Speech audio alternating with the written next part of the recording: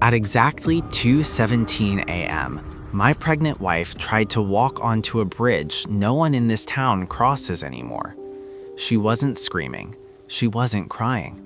She was smiling, like someone was calling her home. When I pulled her back, her feet were wet, her eyes were empty, and she whispered something I will never forget. She lost her baby here too. Black Hollow is a small town in Oregon, buried beneath tall pine trees and fog that never seems to lift. A violent river called Graywater Creek cuts through the town, separating it from the main highway. Years ago, the state built a concrete bridge across it.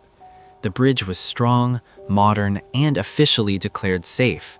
Yet when the sun goes down, no one crosses it. The locals don't argue or explain. They simply avoid it the way people avoid a place where something terrible happened.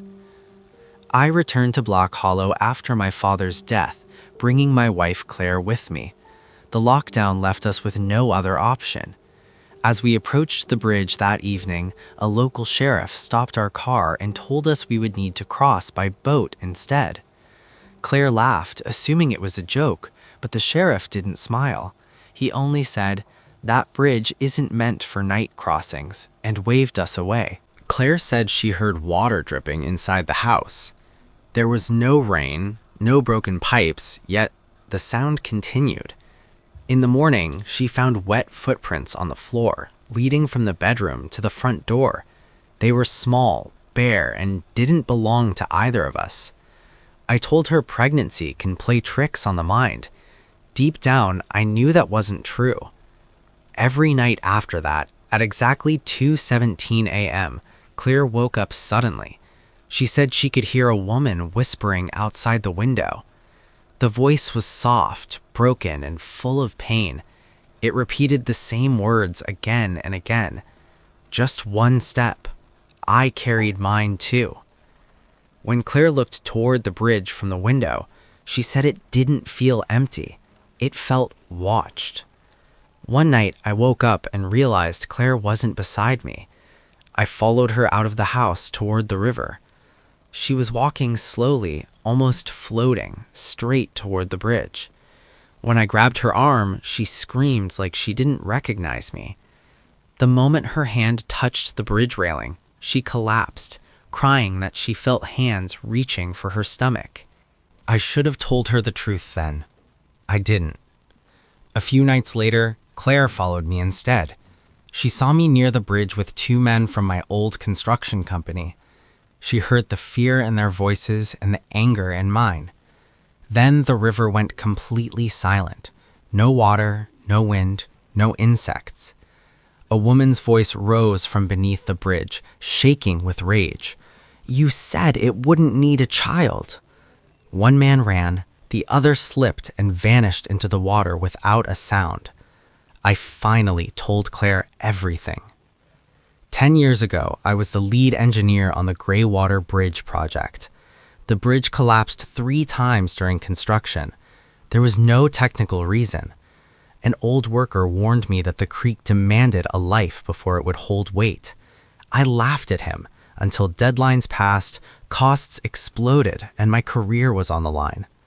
One night, a homeless woman and her infant were sleeping near the site. By morning, the child was gone. The bridge never collapsed again. 2 days later, the woman threw herself into the river, screaming her baby's name. Claire went into labor during a violent storm. Thunder shook the house as she held our newborn son in her arms. That's when the bridge began to tremble. Water flooded the road and the air grew cold. The woman appeared in the doorway, pale and soaked, her eyes hollow. She looked at me and spoke calmly, without anger. "You took my child to build a crossing. Now I take yours to close it." Claire stepped forward, crying, holding our baby tighter than I thought possible. She begged the woman to stop. She said if a life had to be taken, it should be hers, not an innocent child. The woman looked down at the baby, then back toward the bridge. For the first time, she hesitated. At sunrise, Greywater Bridge split down the middle and collapsed into the river. The water calmed instantly. The woman vanished. Our son lived. The state sealed off the area and built a highway through the forest instead. They called the bridge collapse a structural failure, but every night at 2:17 a.m., Greywater Creek still whispers, not to cross, but to remind us that every structure remembers what it was built on. I know this because it whispers to me. After the bridge fell, we left Black Hollow. We had to.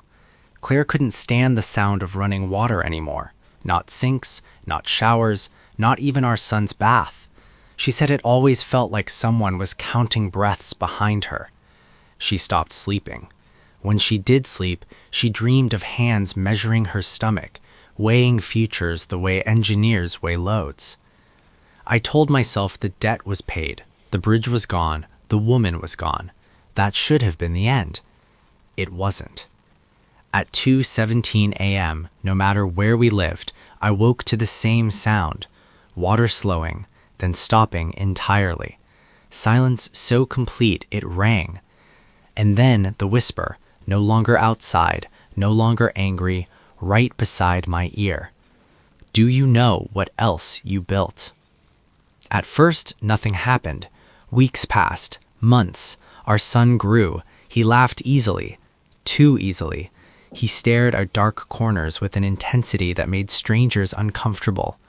Once, when he was barely old enough to speak, he pointed at a river we were passing and said, very calmly, "She's still counting."